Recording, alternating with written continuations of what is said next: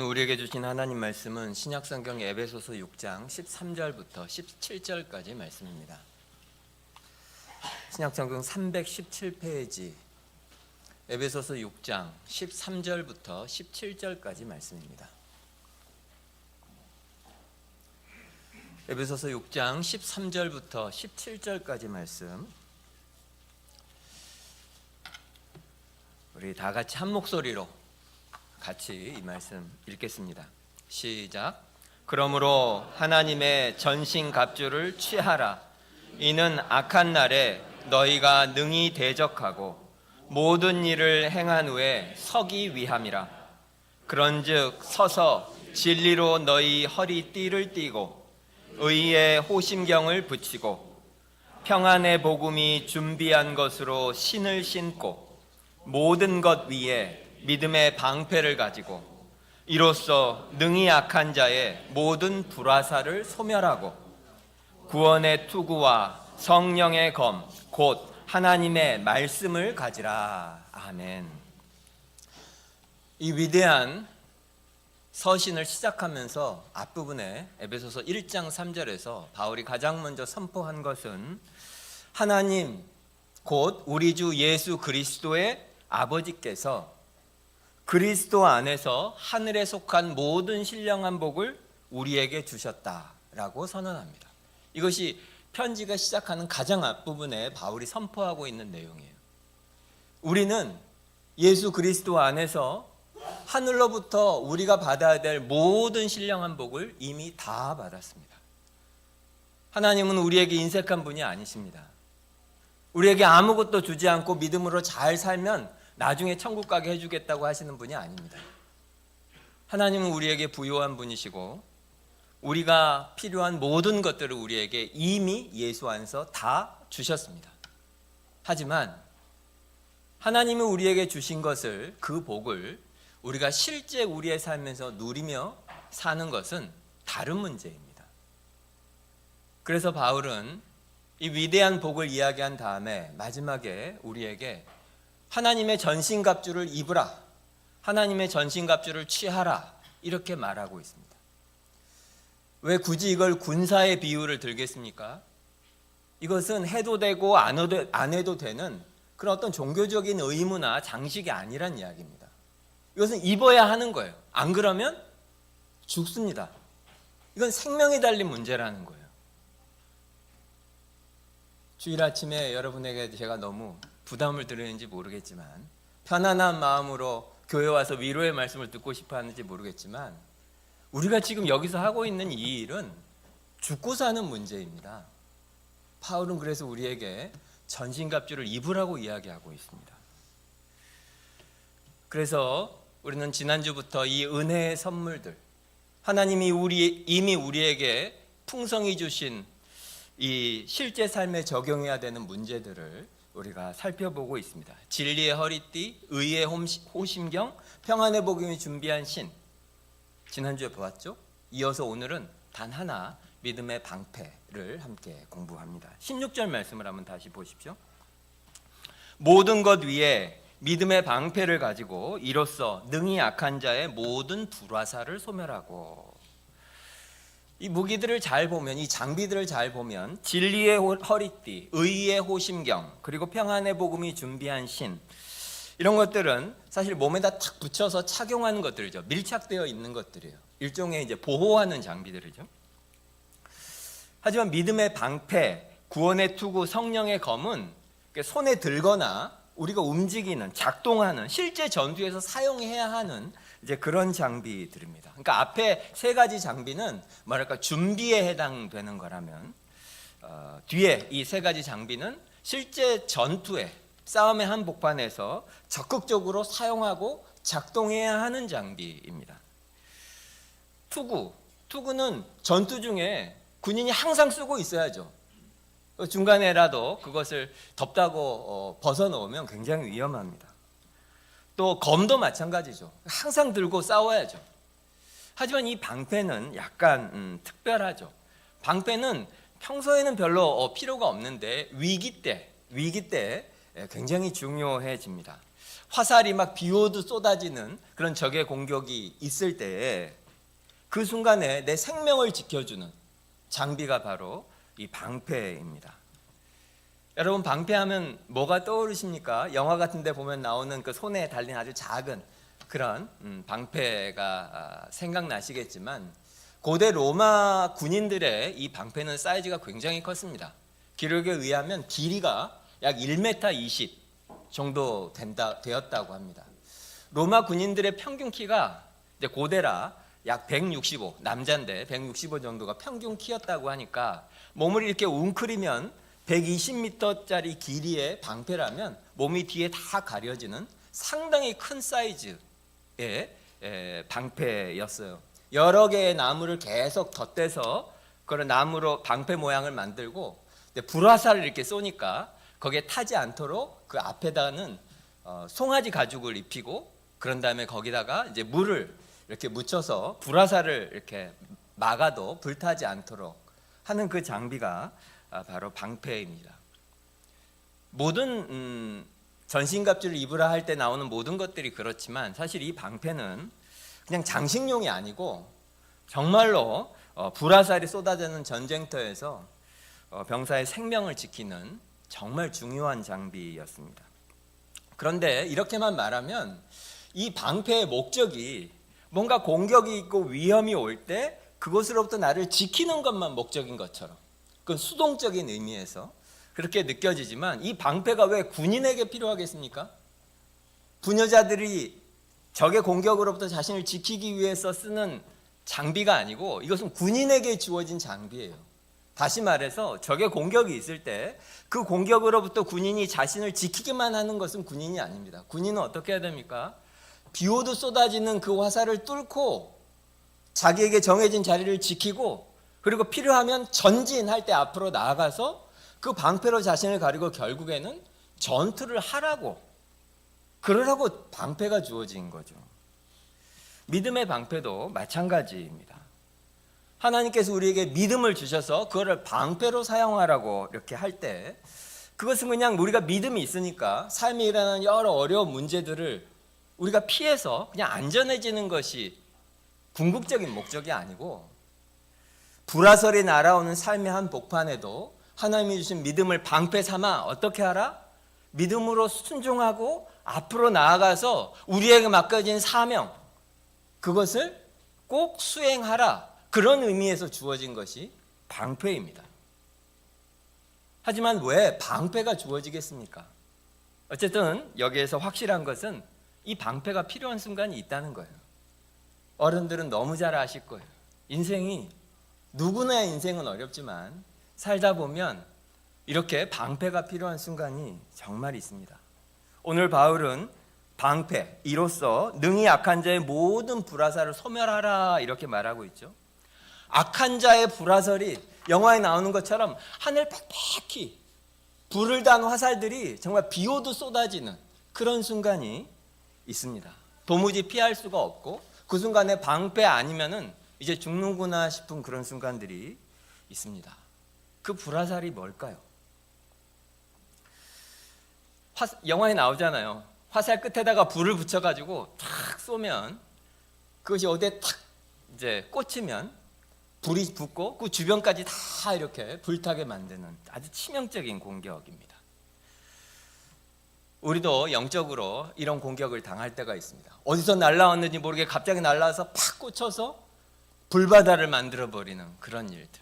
가만히 앉아있는데 그 어디선가 굉장히 나쁜 생각이 머릿속으로 싹 들어오는 그런 경험이 있으시죠? 기도하려고 앉았는데 아무 생각도 안 나고 그냥 딴 생각만 계속 날 때도 있고, 지금처럼 예배를 드리고 말씀에 집중해야 될 때인데 계속 마음에 어떤 걱정들, 게다가 예배 중에 이런 생각을 해도 되나 싶은 그런 생각들, 이런 게 떠오를 때가 있습니다. 이것을 성경은 오늘 뭐라고 말하죠? 악한 자의 불화살이라고 말하고 있습니다. 그것은 아직 초신자들에게나 일어난 일이지 혹시 그렇게 생각하십니까? 그렇지는 않죠. 성숙하고 굉장히 진실한 신자에게도 생각보다 자주 일어나는 일입니다. 하나님의 은혜를 너무나 잘 알고 그래서 하나님을 정말 사랑하고 인생의 여러 고난과 어려움 중에 그 하나님의 사랑을 붙잡고 믿음으로 살아온 그런 사람이라도 어느 날 내 속에서 어떤 끔찍한 생각들 혹은 하나님을 향해서 교회를 향해서 성도들을 향해서 차가운 마음들 이런 거를 느낄 때가 있습니다. 그때 마음에 부끄러움과 수치심이 들죠. 아, 내가 진짜 이렇게 직분을 가진 사람 맞나? 내가 구원받은 하나님 백성 맞나? 이런 생각이 들죠. 오히려 신앙생활을 많이 했던 분일수록 이런 경험을 하게 되면 너무 부끄럽고 그리고 수치스럽고 스스로가 한심하고 낙심이 되고 절망하게 됩니다. 하지만 오늘 바울은 그런 모든 것이 전부는 아닐지라도 그것이 악한 자의 불화살일 수 있다고 오늘 이야기하고 있습니다. 그래서 어떤 의미에서 이렇게 공격을 받고 또 유혹을 받고 하는 이런 것들은 우리들에게는 필연적인 운명과도 같습니다. 사탄은 공격해야 될 대상과 공격하지 않아도 되는 대상을 너무나 잘 압니다. 지금 이 공동체에서 누가 중요한지 너무나 잘 압니다. 모든 사람이 다 같은 방식으로 공격을 받는 것은 당연히 아니죠. 특별히 위험에 더 노출된 사람들이 있어요. 그래서 이 악한 자들이 집중적으로 표적으로 삼고 공격하는 사람들이 언제나 있습니다. 전쟁을 한다면 가장 먼저 적의 공격에 집중적인 대상이 되는 사람은 누구겠습니까? 당연하지만 맨 앞에 있는 사람들이죠. 앞에서 실제로 전투를 벌이는 사람들이 적들 입장에서는 가장 먼저 꺾어야 하는 대상들입니다. 똑같은 위험이라고 볼 수 없죠. 맨 앞에 최전선에 있는 사람과 저기 후방에서 있는 병사와 그 위험도에서는 상당한 차이가 있고 적의 공격의 강도의 면에서도 굉장히 큰 차이가 있을 수밖에 없습니다. 이것을 영적으로도 그대로 적용할 수 있죠. 결국 사탄의 공격이 집중되는 곳은 어디겠습니까? 믿음으로 실제로 싸우는 최전선, 거기가 사탄의 공격이 많을 수밖에 없는 곳입니다.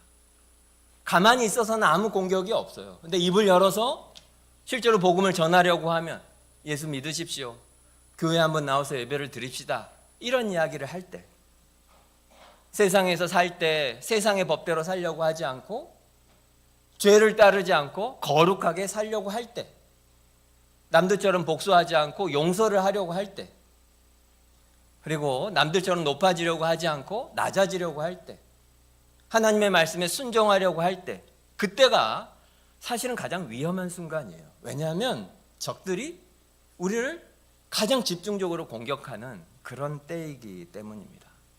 그래서 교회 안에서 교회를 열심히 섬기시는 분들, 또 사역을 감당하시는 분들, 가정에서 어떤 영적인 그런 싸움을 계속하고 있는 분들, 또 직장에서 그리스도인으로 그렇게 살고 싶어하는 분들, 또 세상의 방식과 다른 방식으로 살고 싶어하는 그런 우리 아름다운 청년들,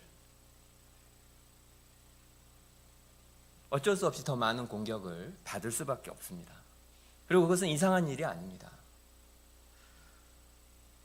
그런데 사탄이 우리에게 이렇게 공격을 할 때 그냥 우리의 생각에 혹은 우리의 마음에 그런 유혹을 하거나 정죄를 하거나 이렇게만 하는 것이 아니고, 사탄은 때때로 실제로 우리의 삶에 폭탄을 터뜨릴 때가 있습니다. 정말 고난과 시련과 어려움이 불화살처럼 쏟아지는 그런 순간이 있기도 합니다. 한두 개가 아니라 그냥 수천 수만의 불화살이 날아와서 그걸 보면서 도저히 피할 수가 없어서 아, 내 인생이 이것으로 끝이구나 싶은 그런 순간이 있기도 합니다. 성경은 이런 이미지를 사실 여러 곳에서 여러 번 사용해요. 베드로전서 4장 12절과 13절에 보면, 사랑하는 자들아, 너희를 연단하려고 오는 불시험을 이상한 일 당하는 것 같이 이상히 여기지 말고 오히려 너희가 그리스도의 고난에 참여하는 것으로 즐거워하라. 성경이 너무 명백하게 말하죠. 불시험이 있는 것을 이상하게 여기지 말라는 거예요.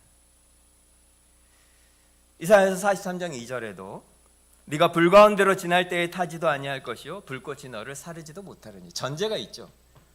하나님의 사랑받는 백성이지만 우리는 불 가운데를 지나는 것 같고 이 불이 나를 다 살라버릴 것 같은 그런 두려움에 휩싸이는 그런 상황들이 실제로 있을 수 있다고 성경은 여러 곳에서 말하고 있습니다. 예수를 믿는 우리들에게도 이런 때가 있죠. 여러분도 기억이 나실 거예요. 그리고 진짜 지금 그런 시간을 보내고 계신 분들이 계시기도 할 겁니다. 정말 깊고 깊은 어둠 속에 있는 것처럼, 마치 욥처럼 어려운 일이 해결되기는커녕 또 어려운 일이 생기고 또 고난이 오고 꼬리에 꼬리를 무는 그런 일 때문에 인생이 빛이 하나도 없는 정말 암흑처럼 느껴지는 그런 때가 있죠. 사업이 실패하기도 하고 소중한 사람과의 관계가 깨어지기도 하고 오래 원했던 일이 완전히 실패하기도 하고 또 건강을 잃기도 하고 또 앞길이 전혀 보이지 않기도 하고 억울한 오해와 배신을 당하기도 하고 정말 많습니다. 불화살이죠, 불화살. 이것은 그냥 단순한 게 아니에요. 그냥 어떤 살다가 경험하는 그런 어려움이나 문제나 이런 정도가 아니고 우리한테 치명상을 입혀서 완전히 우리를 무너뜨려서 넘어뜨리려고 하는 그런 강력한 적의 공격, 그것이 바로 불화살입니다. 지금까지 잠깐 말씀드린 것처럼 바로 이 지점에서 성경이 말하고 있는 진리와 거짓, 선지자들의 거짓 메시지와 바로 이 지점에서 큰 차이가 납니다.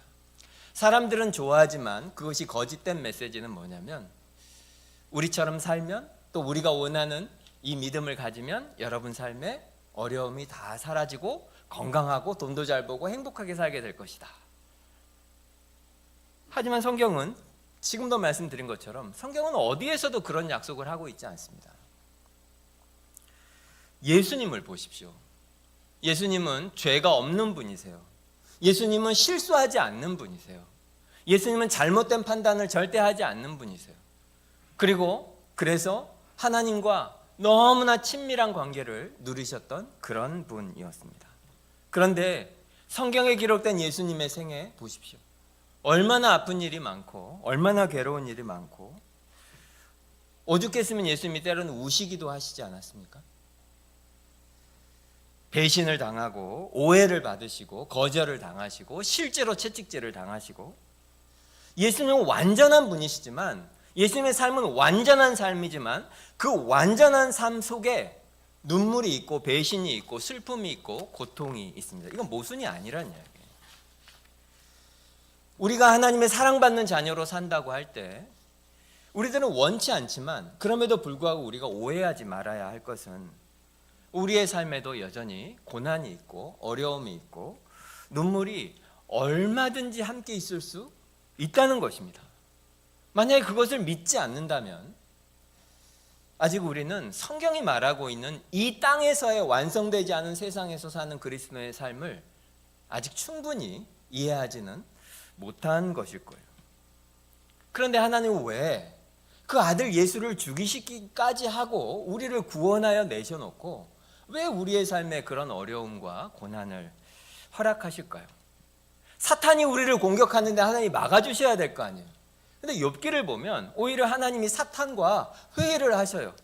자, 여기까지는 하고 이건 하지 말고, 사탄이 우리를 공격하고 우리 것을 빼앗는 것, 그 끔찍한 일을 당하는 것을 하나님이 허용하시는 것을 성경에서 봅니다.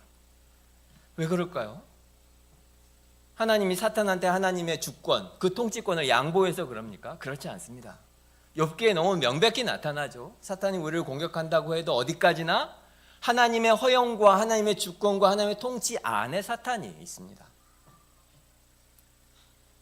하나님은 모든 순간에, 심지어 사탄이 우리를 공격하고 있는 순간에도 하나님은 통치자이시고 주권자입니다. 여러분 잊지 마십시오.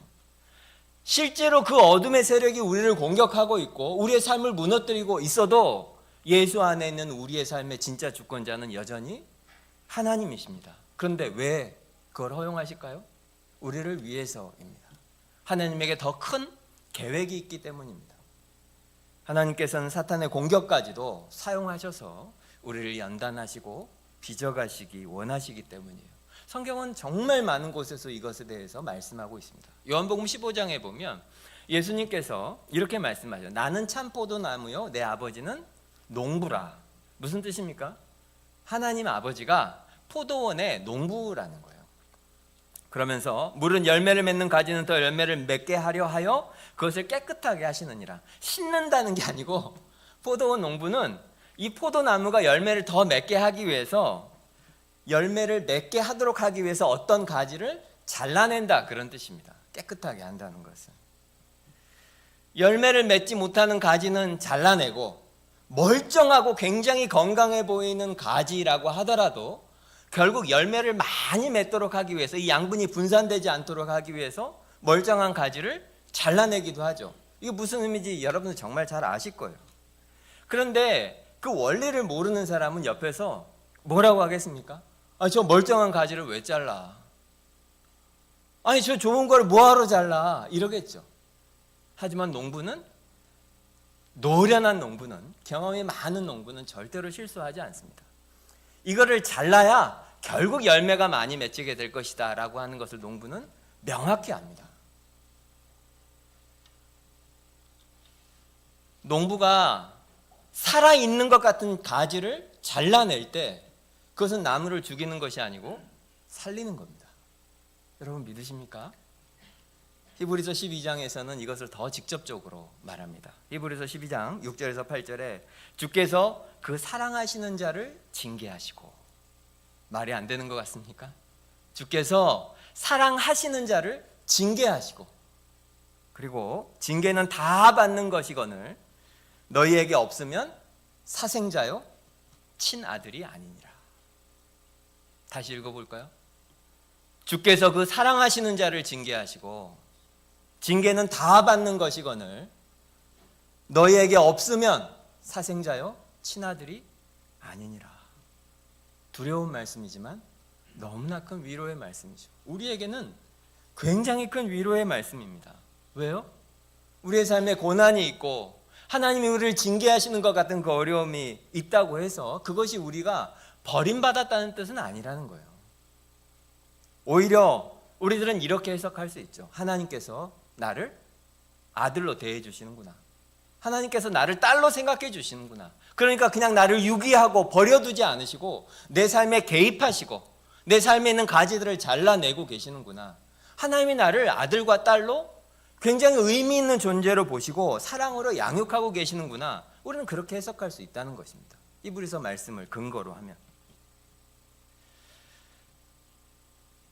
우리 교회에 하나님께서 새 생명들을 많이 주셔서 너무나 감사한데 부모님들은 다 기억하실 거예요. 아이가 태어나서 아이를 데리고 이제 병원에 가서 예방접종 할 때 저도 기억나요. 첫 아이를 낳아서 처음으로 아이를 데리고, 봄이었는데 동네 작은 병원에 가서 보건소였는지 병원이었는지 생각이 안 나는데 이 처음으로 이제 예방접종할 때 그날이 생각이 납니다. 이 몇 개월 안 된 애가 병원 갔는데 이게 어딘지 아는 것 같아요. 그래서 의사랑 간호사를 보자마자 막 울고, 나중에 이게 주사 바늘 이렇게 그게 이제 여기다가 탁 꼽잖아요. 그러니까 세상 끝나는 것처럼 막 자지러지게 막 우는데 이 초보 엄마 아빠여가지고 애가 오니까 나도 모르게 여기서 눈물이 났었던 그 기억이 납니다. 애가 뭘 알겠어요. 설명해 준다고 이해도 못하겠지만 그 아주 작은 양의, 사실 그거가 독이잖아요. 항원인데 그거를 몸속에 집어넣어야 지금은 아프지만 나중에 더 큰 병, 더 큰 고통으로부터 자신이 보호된다고 하는 것을 그 아이가 어떻게 알겠습니까? 하지만 어떤 부모도 애가 운다고 예방접종 안 시키는 부모는 없습니다. 그러면 안 되죠. 그래서 그것이 너무나 필요한 거기 때문에, 너무 사랑하기 때문에 때로는 그 아이가 고통스러워하는 그 일을 감수하게 하는 거죠. 하지만 그때 그 아이에게 접종되는 그 약물의 양은 의사, 그 의료인들의 완벽한 통제 아래 꼭 필요한 양만큼만 주입이 되죠. 똑같습니다.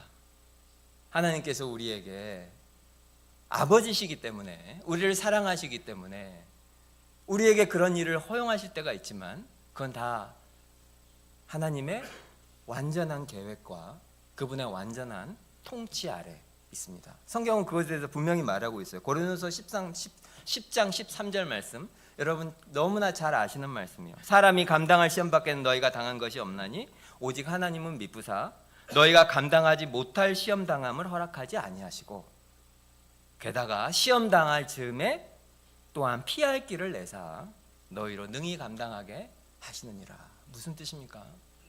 하나님이 완벽하게 통치하고 계신다는 거예요. 오해하지 말아야 할 것은 성경은 우리가 시험 당함이 없다라는 약속을 한 적이 없습니다. 하지만 우리가 시험 가운데 있을 때라도 하나님의 통치와 하나님의 능력과 하나님의 계획과 하나님의 지혜와 하나님의 사랑이 절대적으로 사라지지 않고 우리의 삶을 통치하시고 다스리고 계신다는 거예요. 우리는 이것을 믿어야 합니다. 여러분 이것을 믿으십시오. 하나님이 우리에게 주시려고 하는 것은 그냥 지금 편안한 것, 지금 고통이 없는 것, 이것이 아니에요. 영원한 생명, 영원한 것을 주고 싶어 하셔요. 어린아이 울지 말라고 예방접종 안 하는 것처럼 그게 좋은 부모 아닙니다. 더 좋은 거, 더 완전한 거, 하나님 그걸 우리에게 주고 싶어 하셔요. 그래서 때로는 우리가 이해 못하는 고통들을 허용하시기도 하시죠. 그래서 우리가 이렇게 되기를 원하시는 거예요. 그런 상황들이 될 때, 고통스러운 상황들이 될 때 하나님이 나를 죽이시는 것이 아니라 하나님이 나를 지금 살리고 계시는구나, 그렇게 생각하는 영적인 어른이 되도록 하나님이 우리를 만들어가고 계십니다. 고린도서 4장 17절과 18절에서 바울이 이렇게 말하죠. 우리가 잠시 받는 환난에 경한 것이 지극히 크고 영원한 영광에 중한 것을 우리에게 이루가 함이니 우리가 주목하는 것은 보이는 것이 아니요 보이지 않는 것이니 보이는 것은 잠깐이요 보이지 않는 것은 영원함이라. 우리에게 환난이 있습니다. 하지만 그것은 잠시예요. 영원한 것에 비하자면 이것은 잠시일 뿐만 아니라 그 영원한 것의 무게에 비하자면 지금 우리가 경험하는 이 고통은 아무리 힘들다고 해도 그렇게까지 무거운 것은 아니라는 거예요. 하나님은 우리의 이 땅에 사는 이 잠시, 하룻밤 같은 우리의 잠시의 삶에 그저 조금 편안하게 사는 것을 우리에게 주시려는 게 아닙니다. 영원한 삶을 주고 싶어 하셔요. 영원한 영광.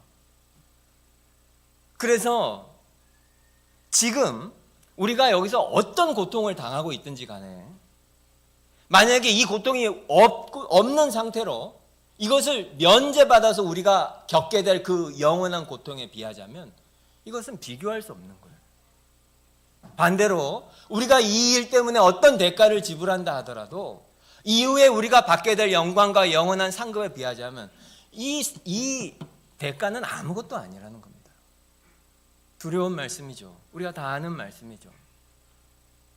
우리가 살면서 이 고통을 어떤 고통을 당하든지 간에 예수 안 믿고 그 후에 우리가 맞게 될 영원한 심판에 비하자면 이것은 비교할 수 있는 일이 아닙니다. 반대로 예수 믿고 사는 일이 왜 이런가 싶으면서 우리가 어떤 대가를 지불한다 하더라도 우리가 받는 그 영원한 것에 비하자면 이것은 비교할 수 없는 작은 손실이에요. 심지어 생명이라도. 제가 가끔 말씀드리는 예인데 1950년대 20대 초반이었던 짐 엘리엇이라는 청년이 있습니다. 4명의 친구들과 함께 에콰도르에 있는 정글에 있는 아우카 부족에게 복음을 전하러 선교사로 5명이 떠나요.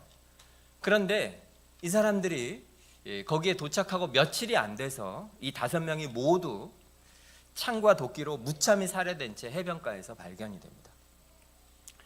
이 소식이 이제 미국 언론에 보도가 됐는데 신문의 제목이 뭐였냐면 영어로 하면 What a waste.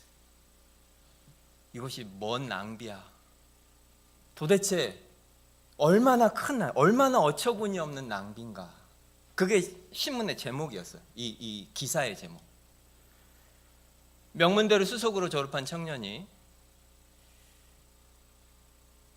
복음을 전하더라도 무슨 뭐 하버드나 뭐 이런 옥스퍼드나 뭐 뉴욕이나 런던이나 그렇게 뭔가 복음을 전해서 예수 믿으면 효과적인 사람들도 아니고 남미에 있는 정글에 있는 그 원시 부족한테 가서 복음을 전하러 가요. 그가 가질 수 있었던 많은 것들이 있었죠. 결혼한 지 1년도 안 됐습니다. 아내와 자녀들과 누릴 행복한 삶이 있고 벌었을지도 모르는 돈이 있고 지위가 있고 명예가 있었을 텐데 그거 다 버리고 복음을 전하러 가요. 그런데 정작 가서는 뭐 성경 하나 건네주지 못하고 복음 한번 전해보지 못하고 그냥 죽어버려요. 해변가에서. 낭비죠. 무슨 일을 그렇게 합니까? 그런데 이 짐 엘리엇의 유품이 나중에 발견이 됐는데 일기장이 있었어요. 그 일기장에 기록된 이 글이 굉장히 유명합니다. 여러분 많이 들어보셨을 거예요. 영원한 것을 얻기 위하여 영원하지 않은 것을 버리는 자는 바보가 아니다. 들어보셨죠? 영원한 것을 얻기 위해서 영원하지 않은 것을 버리는 사람은 바보가 아니다. 더 놀라운 것은 이 글을, 이 일기를 이 청년이 19살 때 썼습니다. 19살 아이가 이 글을 썼어요. 이 젊은 청년이, 아니 어린 청년이 무엇을 보았습니까? 칭찬을 본 거죠. 승리의 면류관을 본 거죠. 지금 내가 무엇을 하고 있는지 아는 거예요. 주님을 기쁘시게 하는 그 기쁨. 무엇으로? 믿음으로. 그것이 믿음의 눈이에요. 화살이 비오도 쏟아지는데 내가 어떤 대가를 지불해야 되는지도 아는데 무엇을 봅니까? 주님이 잘하였도다 충성된 종아 말씀하시는 그 칭찬을 보는 거예요. 나에게 약속된 그 영원한 삶을 보는 겁니다. 믿음의 방패를 든다고 하는 것은 결국 우리에게 불화살이 없는 게 아니고 믿음으로 살지만 이런 불화살들이 있지만 무엇을 보는 겁니까? 그 영원한 것을 보는 거예요. 그 영광을.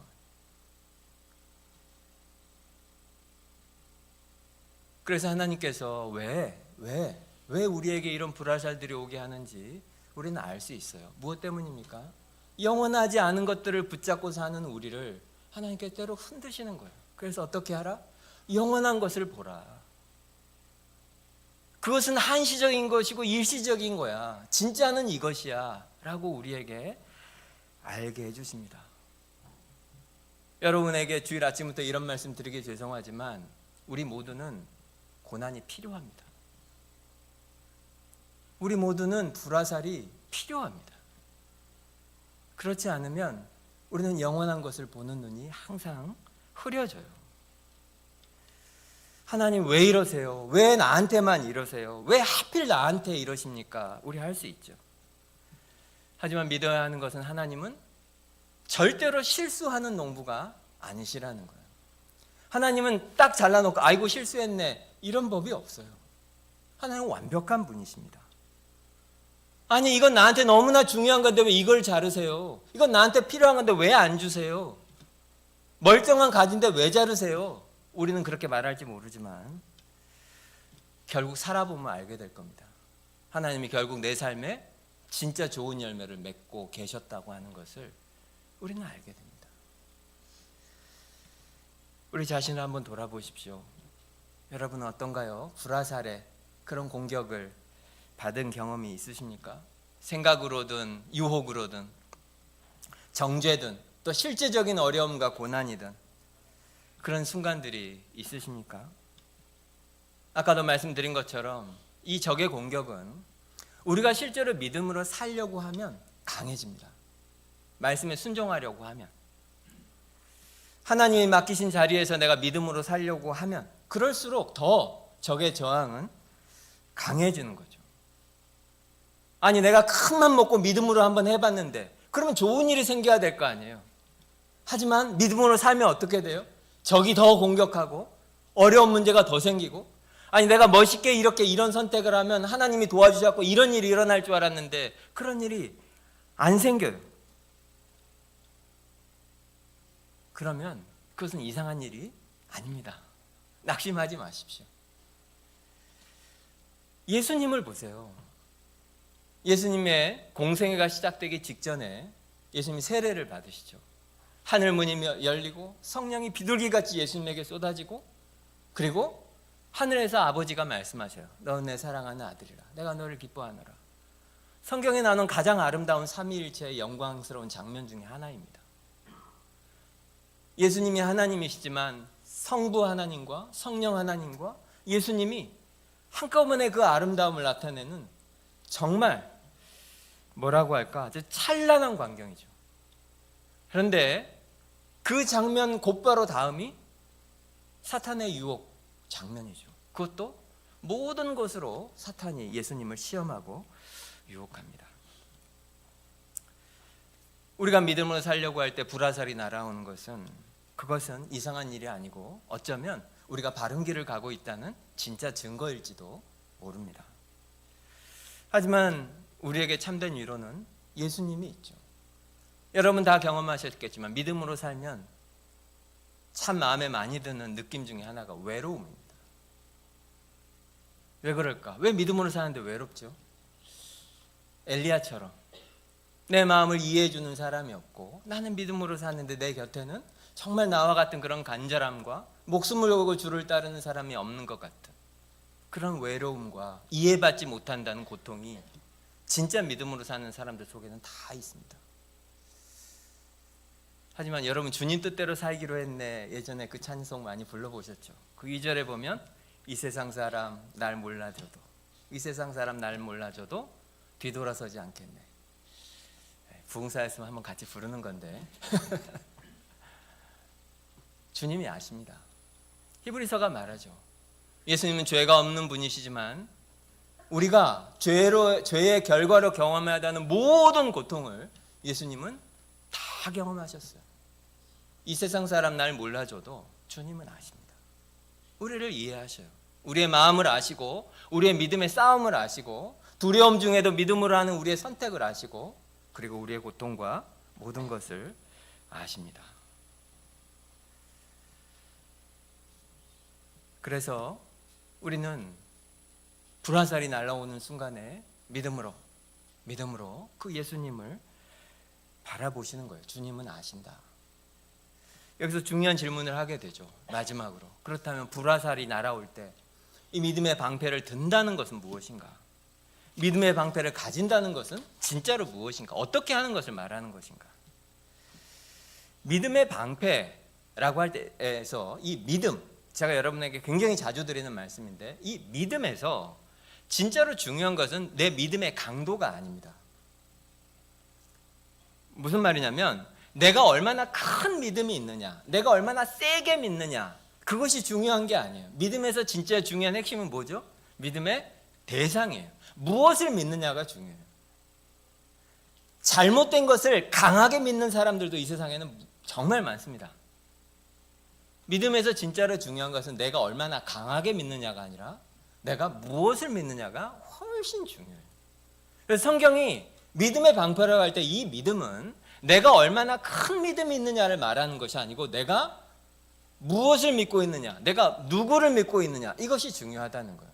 그럼 믿음의 방패를 든다고 할 때 이 믿음은 결국 무엇을 보는 것이 믿음입니까? 내가 아니라 예수님을 보는 것이 믿음이죠. 내가 아니라 하나님을 보는 것이 믿음이죠. 믿음의 주요 온전케 하신 이인 예수를 바라보자. 그것이 믿음입니다. 내가 아니라, 상황이 아니라 하나님을 바라보는 것. 성경에 나오는 여러 글 중에서 소위 말해서 믿음장이라고 불리는 장이 있죠. 히브리서 11장. 거기에 보면 위대한 사람들이 나옵니다. 아브라함이 나오고, 야곱이 나오고, 요셉이 나오고, 그리고 다윗이 나오고, 모세가 나옵니다. 그런데 우리가 성경을 아는 것처럼 이 사람들 참 별로일 때가 많았습니다. 비겁할 때도 많았고, 약하고 흔들리고 넘어지고, 사람으로 하지 말아야 될 행동을 할 때도 많고, 우리가 다 알잖아요, 이 사람들이. 그런데 히브리서 11장이 믿음의 영웅들을 기록하면서 이 사람들의 이름을 집어넣고 이들이 한 그 위대한 하나님 나라 사역들을 우리가 다 압니다. 어떻게 해서 인간적인, 너무나 인간적인 이 사람들이 그렇게 위대한 하나님 나라 사역자가 되었습니까? 히브리서 11장이 말하죠. 무엇으로? 믿음으로 아브라함은, 믿음으로 이삭은, 믿음으로 야곱은, 믿음으로 모세는. 그게 성경이 말하고 있는 바예요. 우리랑 성정이 다르지 않고 우리처럼 약한 이들이 그런 위대한 믿음의 사람들이 될 수 있었던 이유는 하나입니다. 믿음으로. 그리고 그 믿음이라고 하는 것은 자신을 보는 것이 아니고 하나님을 보는 거예요. 상황을 보는 것이 아니고 하나님을 보는 거예요. 나에게 얼마나 신실한 믿음이 있느냐를 보는 것이 아니고 하나님이 나에게 얼마나 신실하신가를 보는 겁니다. 그것이 믿음이에요. 그리고 그 믿음이 이 약한 자들을, 악한 자들의 모든 불화살로부터 지켜서 주의 좋은 군사로 살게 했습니다. 다시 말씀드리지만 나를 보는 것을 믿음이라고 하지 않습니다. 우리는 항상 그런 함정에 빠져요. 왜 나한테 믿음이 없나? 내 믿음이 너무 약한 거 아닌가? 내 믿음이 충분하지 않은 거 아닌가? 왜 나는 맨날 이렇게 흔들릴까? 왜 나는 맨날 실패할까? 기도를 한다고 앉아서 무엇을 하냐면 매일 자기 자신만 묵상합니다. 무엇을 봅니까? 계속 자신의 내면만 봅니다. 하지만 그것으로는 충분하지 않아요. 우리 다 경험한 것처럼 나를 많이 묵상하면 할수록 거기 소망이 생깁니까? 믿음이 약해질 뿐입니다. 믿음은 무엇 하는 거죠? 눈을 들어 하나님을 보는 거예요. 그분이 누구이신지를 듣는 거예요. 그분의 약속의 말씀을 듣는 거예요. 그분이 그런 능력이 있다는 것을 믿기로 하는 거예요. 그것을 믿음이라고 하는 겁니다. 그것이 믿음의 방패를 드는 거예요. 나를 묵상하는 것이 아니라 그분을 눈을 들어 바라보는 것. 그것이 믿음이죠. 그래서 우리가 믿음의 방패를 든다고 하는 건 이런 거예요. 환난이 너무 클 때, 고난 중에, 절망 중에, 이런 때도 있죠. 내 안에 아무 믿음이 없어서 그냥 쓰러지고 싶은 그런 순간도 있죠. 그때 어떻게 하는 거예요? 내가 아니라 믿음의 주요, 십자가에서 죽으셨지만 결국 부활하여 승리하신, 우리를 온전케 하시는 예수를 바라보는 겁니다. 그게 믿음의 방패를 드는 거예요. 그리고 그분에게 간구하십시오. 간절히. 주여, 믿음 없는 저를 도와주십시오. 마태복음 10장에 보면 예수님께서 몸은 죽여도 영혼은 능히 죽이지 못하는 자들을 두려워하지 말라 하십니다. 우리는 예수 그리스도 안에 있는 하나님의 가장 귀한 소유입니다. 지난주에도 말씀드렸지만 사탄은 우리에게 멀리서 불화살을 쏠 수는 있어요. 우리에게 상처를 입힐 수도 있고 치명적으로 우리를 넘어뜨리려고 할 수도 있어요. 하지만 절대로 사탄이 할 수 없는 것이 있는데 예수 그리스도 안에 있는 우리를 빼앗아 갈 수 없습니다. 절대로. 그러므로 우리가 해야 되는 것은 우리를 보지 않는 것입니다. 상황을 보지 마십시오. 그리고 하나님을 보십시오. 그리스도를 보십시오. 그리고 그 약속의 말씀을 붙드십시오. 믿음의 방패를 드는 거예요. 그렇게 하루하루 이 믿음의 싸움을 해나가다가 어떤 날이 오겠죠. 마지막 날. 우리의 이 믿음의 싸움이 다 끝나는 날 우리가 알게 되겠죠. 아니, 고백하게 될 겁니다. 내가 여기까지 왔는데 내가 그 모든 전쟁, 그 싸움을 이기고 나를 지켜준, 내 생명을 보존한 것은 내 믿음이 아니고 무엇이었다? 신실하신 하나님이었다. 그것을 우리가 고백하게 될 것입니다. 그 하나님을, 신실하신 하나님을 믿으시고 오늘을 믿음으로 견디고 사시기를 간절히 바랍니다. 기도하겠습니다. 적은 우리를 공격합니다. 하지만 성경은 오늘 우리에게 말씀하시죠. 우리의 시선을 바꿔야 됩니다. 지금 눈앞에 있는 이 두려운 상황, 그것이 아니라 우리의 믿음의 대상이신 예수 그리스도를 바라보라고 말씀하고 계셔요. 무엇보다 불화살이 우리에게 있고 삶이 너무 힘들고 고통스럽다고 하더라도 그것은 하나님이 우리를 공격해서 죽이시려는 것이 아닙니다. 오히려 우리를 살리시는 분입니다. 이건 너무 중요한 거예요. 남들은 다 있는 거예요. 우리는 그렇게 말할지 모르지만 하나님은 실수하지 않으십니다. 여러분, 그것을 믿으십시오. 이해할 수 없는 상황이라 하더라도 포도원 농부이신 하나님을 신뢰하십시오. 그분이 여러분의 삶을 분명히 아름답게 하실 거예요. 이 믿음의 방패를 들고 포기하지 마시고 신실하심을 의지하고 주께서 맡기신 자리에서 우리가 믿음으로 전진하는, 뒤로 물러나지 않고 전진하는 삶을 살겠습니다. 우리 말씀을 기억하시면서 기도하겠습니다. 하나님,